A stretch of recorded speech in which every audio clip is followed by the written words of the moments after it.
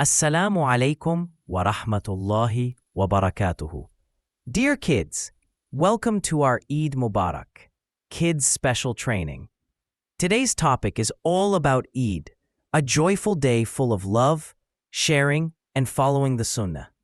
Let's learn how we can make this Eid not just fun, but full of good deeds, kindness, and blessings. Eid is not just a day of fun. It is a time to thank Allah, to share love, and to care for others around us.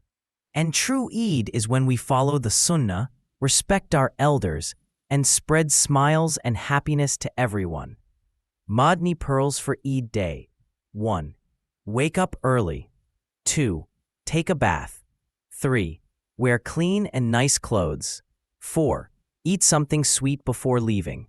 5. Go for Eid prayer with joy. Adab Eid, good manners for Eid. Greet your elders with a warm Eid Mubarak. Smile and say kind words to everyone.